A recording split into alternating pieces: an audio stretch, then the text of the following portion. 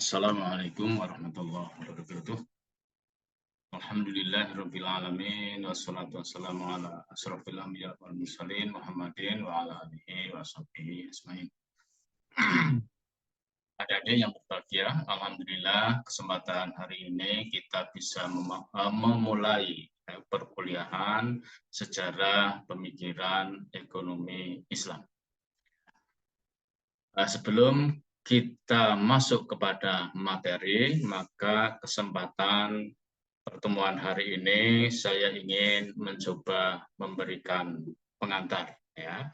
Untuk itu akan saya tampilkan share screen-nya, ya, biar kita bisa melihat bagaimana posisi sejarah pemikiran ekonomi Islam sebagai bagian dari mata kuliah yang harus diajarkan di program studi ekonomi Islam atau program studi ekonomi syariah. Ya, jadi kalau kita melihat di dalam literatur ekonomi Islam, ya, paling tidak kita melihat ada 5 hal yang harus diajarkan di dalam pengajaran tentang ekonomi Islam.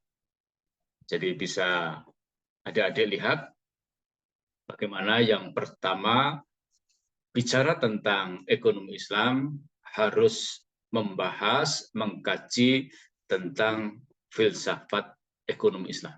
Ya, kita insya Allah akan dapat mata kuliah filsafat, ya, atau malah sudah mendapatkan mata kuliah filsafat yang tentu bicara tentang filsafat adalah bicara tentang sesuatu yang mendalam. Ya, jadi kalau kita bicara tentang filsafat ekonomi Islam, maka sesungguhnya kita mencoba untuk bicara sesuatu yang paling inti dari ekonomi Islam itu. Ya, itu yang pertama. Tetapi ketika kita bicara tentang ekonomi Islam, ya, tentu harus ada aspek yang kedua, ya, yang harus dibicarakan ketika kita menjadi bagian dari bagian dari mahasiswa ekonomi Islam, yaitu tentang studi komparasi sistem ekonomi Islam dengan sistem lainnya.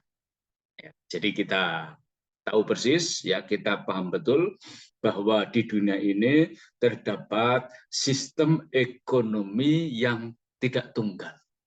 Ya, dan kita tahu semua bahwa hari ini ada sistem ekonomi yang sangat dominan, ya, yaitu sistem ekonomi kapitalis.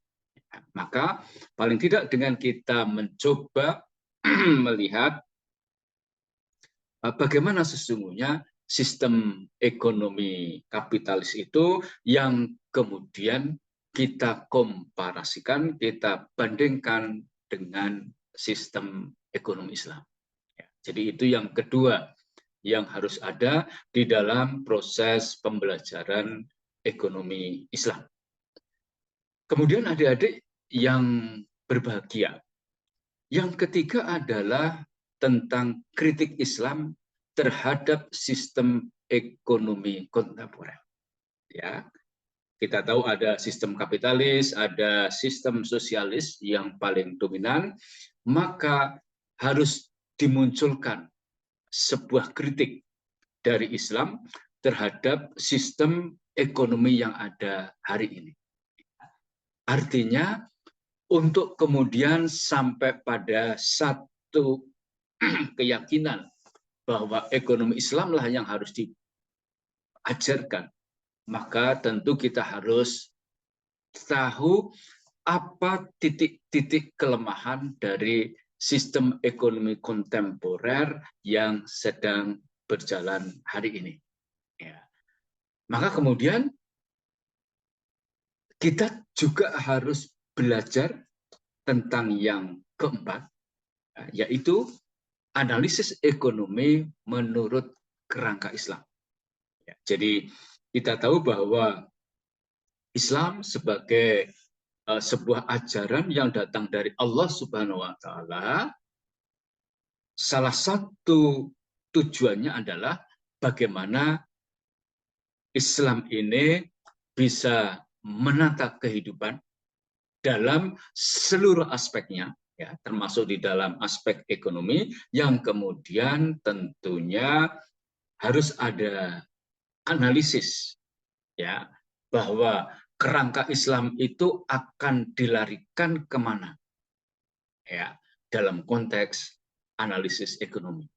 Jadi artinya ketika hari ini, ya, kita melakukan aktivitas ekonomi, maka perlu dianalisis ekonomi itu tentu dalam kerangka Islam, ya.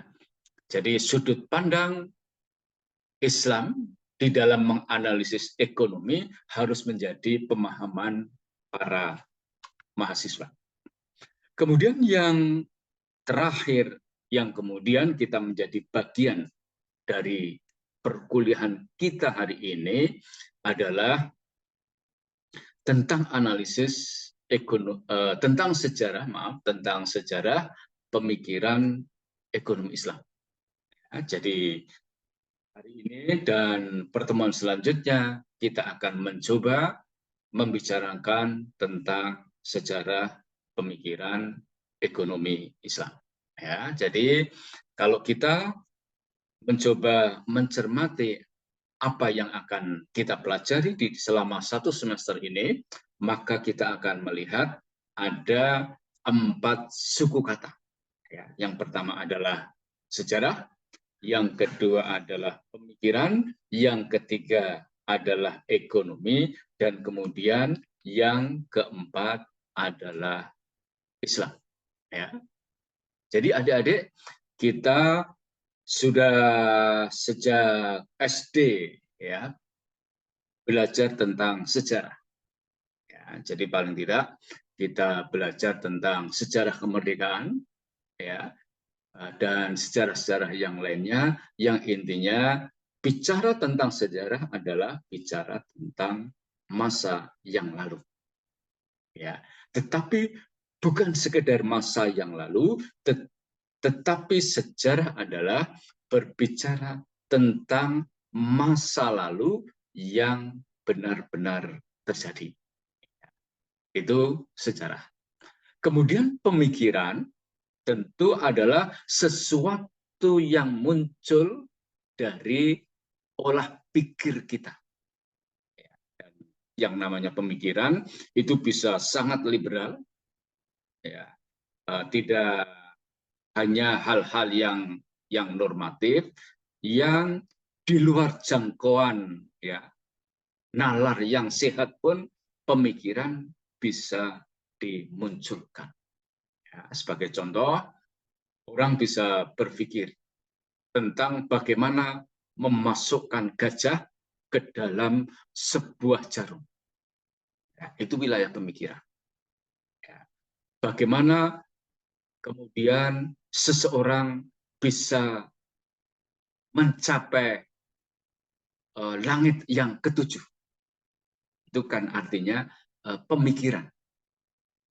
Bisa sangat liar, tetapi tentu dalam konteks sebagai seorang Muslim, pemikiran kita harus dalam koridor ajaran Islam.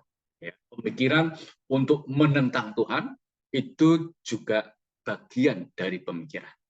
Ya, jadi pemikiran adalah sesuatu produk dari akal fikir, ya, yang diberikan oleh Allah kepada kita, dan tentu bisa bermakna positif dan bisa bermakna negatif. Dan kemudian yang ketiga adalah ekonomi. Tentu kita sudah banyak tahu tentang apa ekonomi karena sejak awal kita sudah mendapatkan materi-materi yang berhubungan dengan ekonomi. Dan kemudian yang terakhir, Islam, juga insya Allah kita sudah banyak tahu. Ya, Islam adalah sebuah ajaran, ya, yang berasal dari Allah Subhanahu wa Ta'ala dan diperuntukkan bagi umat manusia untuk kesejahteraan hidup manusia di dunia dan di akhirat. Jadi kalau kita belajar tentang Islam, maka tentu harus memberikan dampak yang positif ya bagi kepentingan kita untuk solih fid dunya wa solih fil akhirah. Sukses di dunia dan kemudian sukses di akhirat, dan itulah yang diajarkan dalam kehidupan kita sehari-hari untuk senantiasa berdoa, memohon kepada Allah dengan doa sapu jagat, yaitu Rabbana atina fid dunya hasanah wa fil akhirati hasanah wa qina adzabannar. Jadi kita selalu memohon agar diberikan kesuksesan hidup di dunia serta kesuksesan hidup di akhirat, tetapi ditutup dengan waqina adzabannar, dihindarkan dari siksa api neraka. Jadi adik-adik yang berbahagia, paling tidak kita bisa melihat bagaimana posisi mata kuliah kita hari ini, yaitu sejarah pemikiran ekonomi Islam dalam literatur ekonomi Islam. Jadi itulah pengantar yang bisa saya sampaikan di dalam perkuliahan yang paling awal.